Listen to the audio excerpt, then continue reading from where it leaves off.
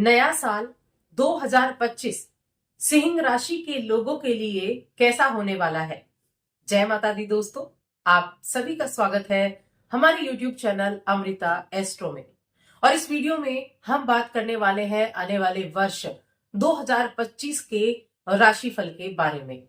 इस वीडियो में हम हर एक ग्रह के द्वारा होने वाले परिवर्तन के बारे में विस्तार से बात करेंगे, यानी कि 2025 को लेकर जितनी भी प्रश्न आपके मन में है, करियर से जुड़े हुए, शिक्षा से जुड़े, व्यापार से जुड़े, अपने निजी जीवन से जुड़े और अपने स्वास्थ्य से जुड़े, तो हर एक प्रश्न का उत्तर विस्तार पूर्वक आपको इस वीडियो में देखने को मिलेगा। हो सकता है वीडियो थोड़ी सी लंबी हो जाए, लेकिन विस्तार पूर्वक आपको इसका राशिफल देखने को मिलने वाला है।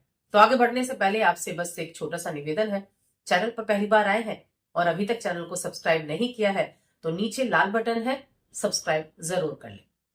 तो देखिए, ये जो वार्षिक राशिफल है नया साल, ये वार्षिक राशिफल बड़े ग्रहों के राशि के बदलने के द्वारा ही बनाया जाता है। 4 ऐसे बड़े ग्रह हैं, दिग्गज ग्रह कह सकते हैं, जैसे दिग्गज नेता होते हैं वैसे ही दिग्गज ग्रह होते हैं जो राशि बदलेंगे और उनका प्रभाव होगा, क्योंकि धीमी गति से चलते हैं। यहां एक बात देखिए आपको जरूर जाननी चाहिए कि कोई भी ग्रह जब राशि बदलता है तो उसका परिवर्तन, उसका जो प्रभाव है वो उसी गोचर के अंतराल में देखने को मिलता है। अब जैसे शनि है तो वो 2.5 वर्ष एक राशि में रहते हैं, इस बीच में वो वक्री होते हैं, मार्गी होते हैं, लेकिन 2.5 वर्ष एक राशि में रहते हैं, तो उनका जो प्रभाव है वो 2.5 वर्ष के अंदर आपको देखने को मिलता है।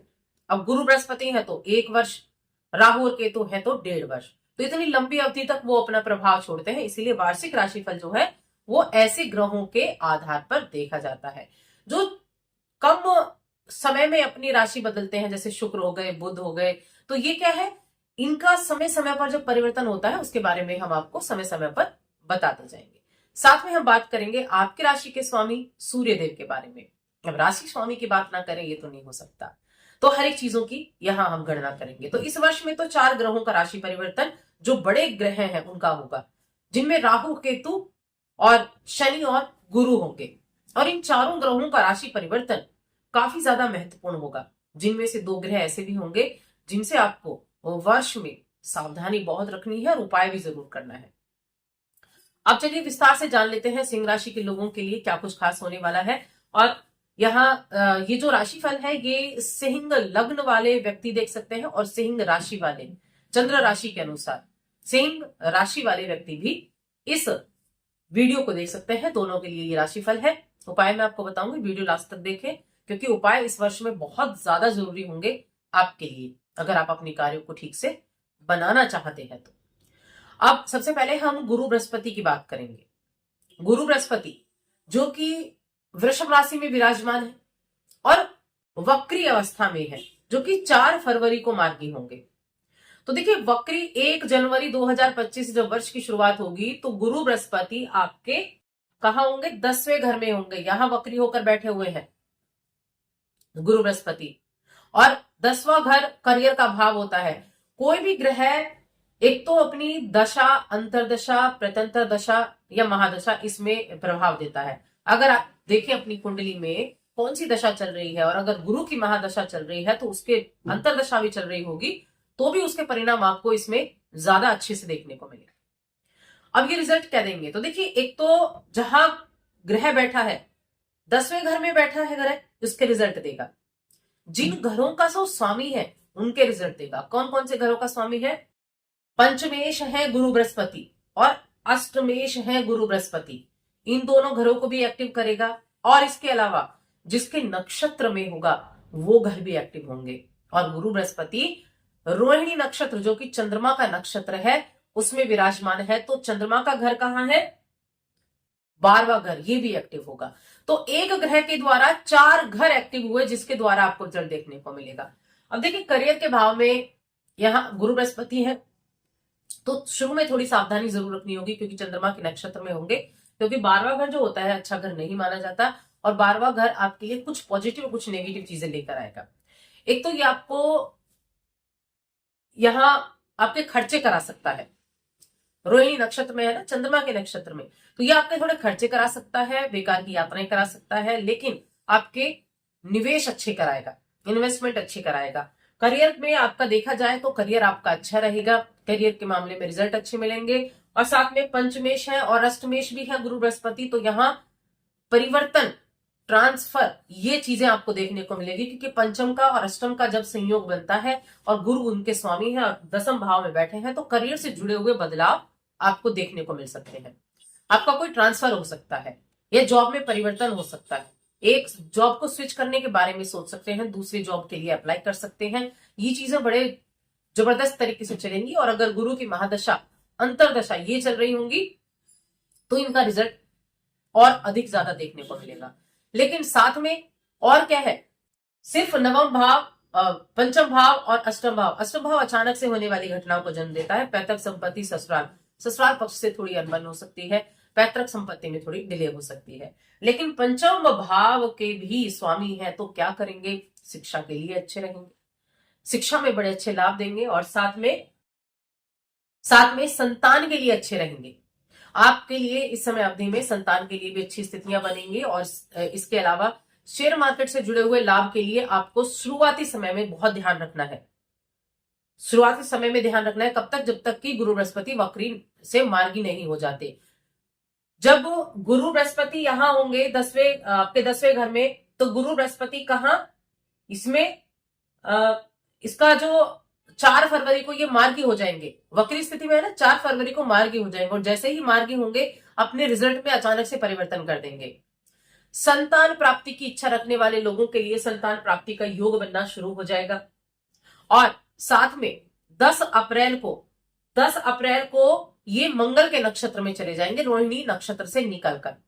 तो आपका 12वां घर इनएक्टिव हो गया और मंगल के नक्षत्र में गए तो मंगल के घर एक्टिव हो जाएंगे। यानी गुरु का तो है ही, यानी पंचम और अष्टम तो है ही, साथ में मंगल किन घरों के स्वामी है, मंगल है आपके अष्टम, ये आपका चौथा घर हो गया और आपका नवम घर हो गया, इसके स्वामी है। मंगल की अगर देखें कुंडली में आपके में मंगल अच्छी पोजीशन में हुए, 6, 8, 12 में नहीं हुए, शत्रु राशि में नहीं हुए, तो आपको जमीन से लाभ मिलेगा, प्रॉपर्टी से लाभ मिलेगा। माता का स्वास्थ्य थोड़ा प्रभावित हो सकता है, लेकिन इन्वेस्टमेंट बड़े अच्छे होंगे, प्रॉपर्टी में इन्वेस्टमेंट भी होगा, लंबी यात्राएं भी रहेंगी, धार्मिक यात्राएं रहेंगी, पिता के कारोबार में वृद्धि होगी, पिता के साथ बॉन्डिंग अच्छी होगी, क्योंकि यहाँ ये नवम भाव भाग्य को भी एक्टिव करेगा, भाग्य आपका एक्टिव होगा, भाग्य में वृद्धि होगी, भाग्य के द्वारा आपके कार्य बनेंगे। और अपना खुद का मकान, अपना खुद का वाहन खरीदारी करने के बारे में अगर आप सोच रहे हैं तो इस अवधि में मिल सकती है। तारीख नोट कर ले, कब से कब तक, 10 अप्रैल से 13 जून तक मंगल के नक्षत्र में जब गुरु रहेंगे तो रिजल्ट अचानक से बदल जाएंगे।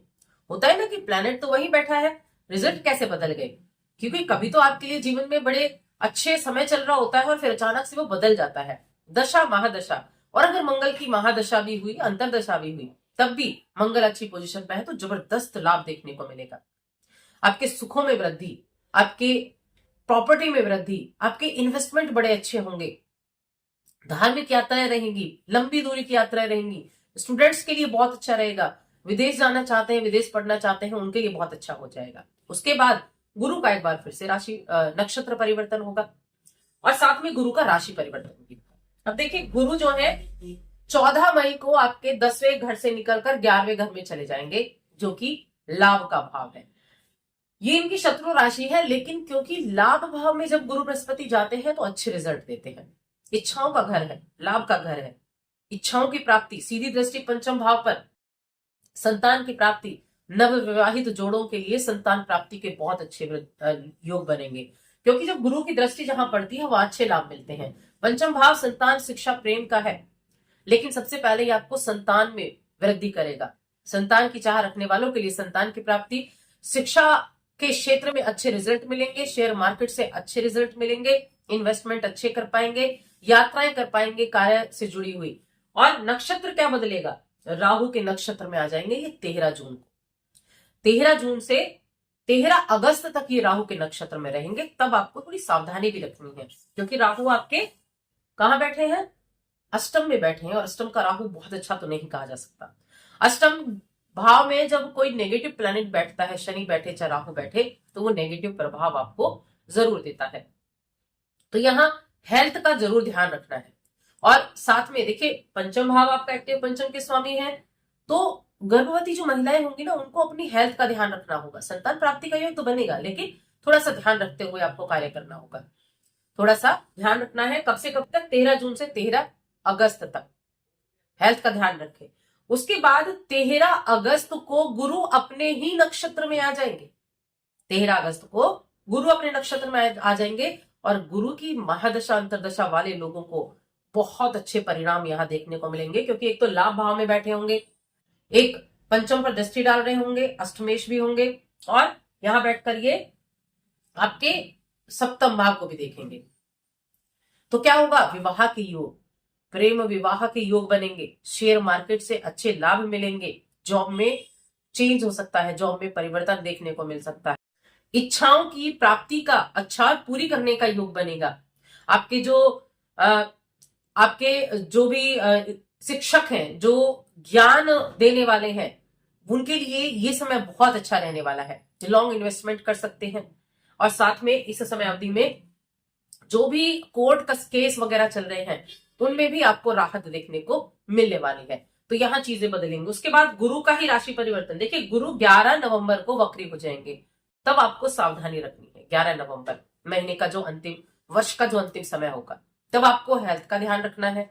हेल्थ इश्यू हो सकते हैं, नौकरी में थोड़ी सी चिंताएं बन सकती हैं, तब आपको ध्यान रखने की जरूर आवश्यकता है, क्योंकि वक्री ग्रह जब होगा 11th हाउस में होगा, तो थोड़ा सा एफर्ट ज्यादा करने पड़ सकते हैं आपको, तब आपको ध्यान रखना जरूरी बनता है। लेकिन गुरु के रिजल्ट आपको बहुत अच्छे देखने को मिलने वाले हैं। चाहे आप एजुकेशन से जुड़े हैं, नई जॉब प्राप्त करना चाहते हैं, जॉब के लिए अप्लाई करना चाहते हैं, और साथ में विदेश का भी आपके लिए योग बनाएंगे। टीचर्स के लिए अच्छा है, आईटी फील्ड के लिए अच्छा है, और साथ में ज्ञानवर्धक बातों के लिए, यहाँ शोध करने वाले लोगों के लिए बहुत अच्छा रहने वाला है। अब हम बात कर लेते हैं शनिदेव की। शनिदेव की देखिए ये सिंह राशि है, जिसके स्वामी सूर्य होते हैं, और शनि सूर्य के शत्रु हैं। तो यहाँ ये अकारक भी कहे जाते हैं शनिदेव, और वर्ष की शुरुआत में ये आपके 11वें घर में बैठेंगे। हालांकि केंद्र में बैठे हुए हैं, अपनी ही राशि में है, और शश नाम का राजयोग भी बनाते हैं।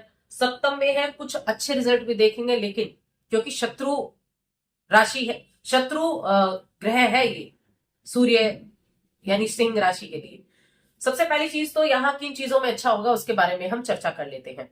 अब शनि की हम थोड़ी सी यहाँ चर्चा करेंगे, क्योंकि शनि के नक्षत्र भी गुरु के नक्षत्र में होंगे। जो वर्ष की शुरुआत होगी 1 जनवरी को, तो ये गुरु के नक्षत्र में होंगे। अब यहाँ शनि आपके देखिए वैवाहिक जीवन के लिए तो अच्छे हैं, वैवाहिक जीवन के लिए अच्छे हैं, विवाह अच्छा कर रहे हैं, व्यापार के लिए भी अच्छे हैं, व्यापार अच्छा कर रहे हैं। तो बुरा किस चीज में है? क्योंकि ये इसके अकारक है, और शनि की महादशा अगर चल रही होगी, और शनि नेगेटिव अगर आपके घर में बैठा होगा, 6, 8, 12 में अगर बैठा होगा, तो आपको नेगेटिव रिजल्ट देखने को मिल सकते हैं। आपका जो स्पाउस है, यानी आपका जो जीवन साथी है, उनकी सेहत प्रभावित हो सकती है, क्योंकि अष्टम भी प्रभावित है, अष्टम भी यहाँ एक्टिव है, क्योंकि गुरु के नक्षत्र में है, और साथ में छठा भी एक्टिव है। छठा भाव अच्छा होता है शनि के लिए। तो यहाँ नौकरी के लिए बदलाव भी आपको देखने को मिल सकते हैं। वह आपके जीवन साथी की सेहत प्रभावित हो सकती है। साझेदारी में कोई भी आप बिजनेस ना करें, अगर कर रहे हैं तो उसमें एफर्ट डालें। अपने जीवन साथी के साथ वाद विवाद ना करें, एक अच्छी बॉन्डिंग बनाकर रखें। इन चीजों का आपको ध्यान रखना है। उसके बाद शनि जो है क्या करेंगे, 28 अप्रैल से 13 जुलाई अपने नक्षत्र में रहेंगे। शनि अपने नक्षत्र में जब रहेंगे तो क्या होगा, शनि आपके छठे घर के स्वामी है और 7वें घर के स्वामी है, और अपने नक्षत्र में रहेंगे यहाँ। और शनि का राशि परिवर्तन भी है, 29 मार्च को शनि मीन राशि में भी चले जाएंगे, अष्टमेश भी हो जाएंगे। तो छठा, 7वां और 8वां 3 भाव एक्टिव हो गए। तो यहाँ नौकरी में चांसेस, नौकरी में बदलाव आपको देखने को मिलेंगे। स्विच कर सकते हैं आप, नौकरी से बिजनेस की तरफ स्विच कर सकते हैं। बिजनेस कर रहे हैं तो नौकरी में जाने की कोशिश कर सकते हैं। लेकिन यहाँ जीवन साथी के स्वास्थ्य का तब आपको ध्यान रखना है, और साथ में अपने रिश्तों में अच्छे से बॉन्ड बनाकर रखना है। रिश्तों को अहमियत देनी है, एक दूसरे को सम्मान देना है, इस चीज का ध्यान रखें। कम्युनिकेशन गैप ना आने दें। यहाँ वैवाहिक जीवन में तब आपको सावधानी रखनी जरूर होगी। हालांकि जॉब के लिए अच्छा होगा, लेकिन व्यापार में सावधानी रखनी है। हेल्थ का, अपने जीवन साथी का ध्यान रखना है।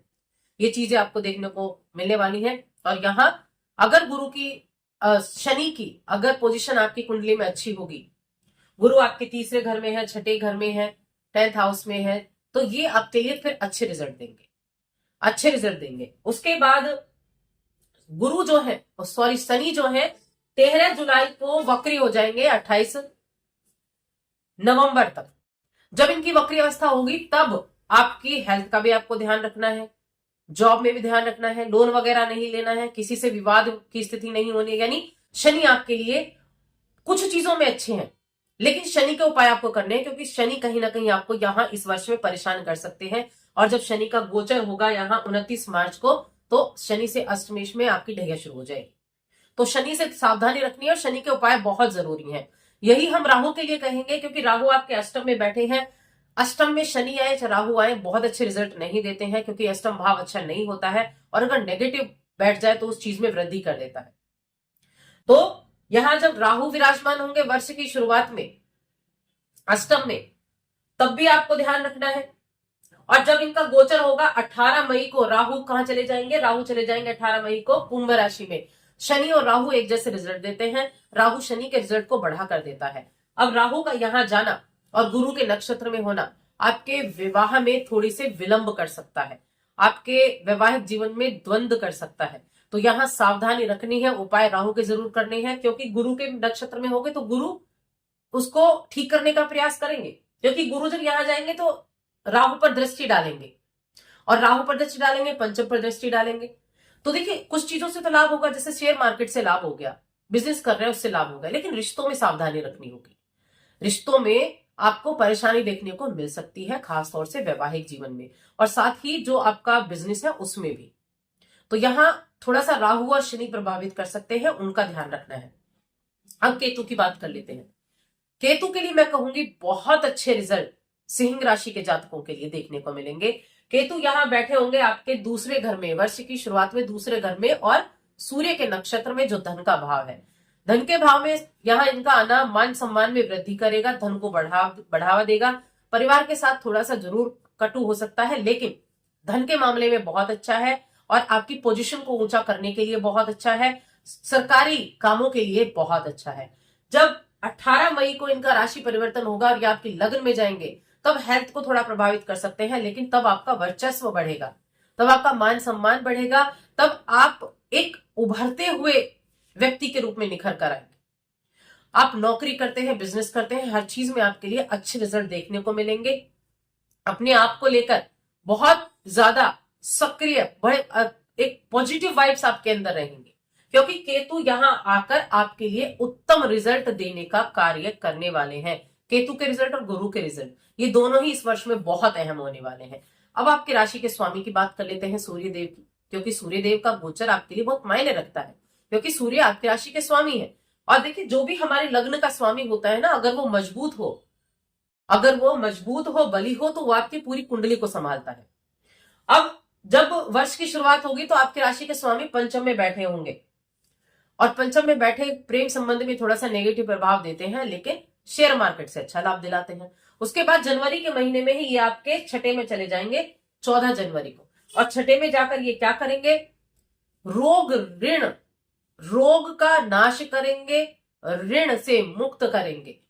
तो यहां अच्छे रिजल्ट देंगे। उसके बाद ये आपके सप्तम भाव में चले जाएंगे 12 फरवरी को। यहां ध्यान रखना है, वैवाहिक जीवन में नोकझोंक की स्थिति कर सकते हैं, आपके लिए द्वंद्व की स्थिति लेकर आ सकते हैं, क्योंकि प्रेम के कारक तो सूर्यदेव है नहीं। तो यहां इस महीने में ध्यान रखना है 12 फरवरी को, 12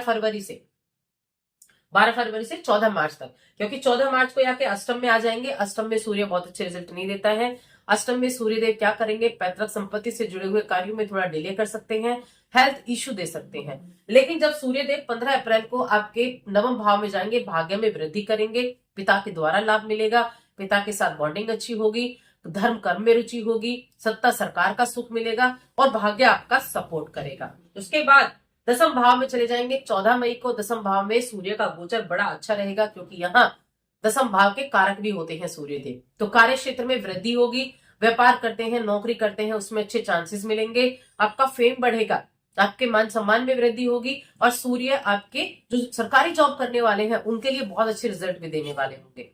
उसके बाद सूर्य का गोचर 15 जून को आपके 11वें घर में होगा। 11वें घर में सूर्य का आना आपके लिए लाभ का योग बनाएगा। लंबी यात्राओं का योग भी बनाएगा, आपके आसपास के वातावरण को अच्छा रखेगा, इच्छाओं की पूर्ति करने का कार्य करेगा, संतान प्राप्ति का भी योग बनाएगा। उसके बाद 16 जुलाई को ये आपके 12वें घर में चले जाएंगे। 12वें घर में यहाँ जाना सूर्य का अच्छे रिजल्ट देने वाला होगा, क्योंकि ये आपको विदेश यात्रा करा सकता है, लंबे बड़े इन्वेस्टमेंट करा सकता है, लॉन्ग टर्म के लिए इन्वेस्टमेंट हो सकते हैं। हाँ, खर्चे भी थोड़े होंगे, लेकिन ज्यादातर पॉजिटिव रिजल्ट ही देगा। सूर्य फिर अपने घर में आ जाएंगे, लग्न में आ जाएंगे 16 अगस्त को। अब लग्न में सूर्य आएंगे तो बड़ा अच्छा रिजल्ट देंगे। हेल्थ आपकी अच्छी होगी, आपका एक वर्चस्व भी बढ़ेगा, आपका मान सम्मान भी बढ़ेगा, आप अपने हर एक चीजों में अपने अच्छे एफर्ट डालेंगे, आपका व्यापार बड़ा अच्छा चलेगा, साझेदारी के काम भी बड़े अच्छे चलेंगे, तो यहाँ अच्छा रहेगा। उसके बाद दूसरे घर में जाएंगे 16 सितंबर को। 16 सितंबर को यहाँ गए तो देखिए ये परिवार के बीच में थोड़ा सा नोकझोंक की स्थिति रह सकती है, लेकिन धन की स्थिति अच्छी रहेगी। उसके बाद 17 अक्टूबर को आपके तीसरे घर में जाएंगे, और तीसरे घर में जाकर आपके थोड़ा नेगेटिव आपको रिजल्ट दे सकते हैं। भाई बहन हो गए छोटे आपके, उनके साथ मतभेद हो गया, एनर्जी लेवल कम हो गया, तो यहाँ थोड़ा सा यहाँ ध्यान रखना होगा। लेकिन उसके बाद जब चौथे घर में जाएंगे तो माता की सेहत थोड़ी प्रभावित हो सकती है, लेकिन मकान वाहन का सुख आपको प्राप्त होने वाला है। ये हो गया सूर्य का प्रभाव। तो ओवरऑल अगर देखा जाए तो इस वर्ष में सबसे पहले तो आप अपनी महादशा देखें। शनि की महादशा, राहु की महादशा अगर चल रही है तो उपाय बहुत ज्यादा जरूरी बन जाते हैं आपके लिए। और नेगेटिव रिजल्ट 6, 8, 12 में, 6 को छोड़ दे 8 और 12 में भी अगर ग्रह है तो भी आपके लिए उपाय प्रतिदिन करना है, जो मैं आपको बताऊंगी। गुरु की महादशा है तो बहुत अच्छे रिजल्ट मिलेंगे, केतु की है तो भी अच्छे रिजल्ट मिलेंगे।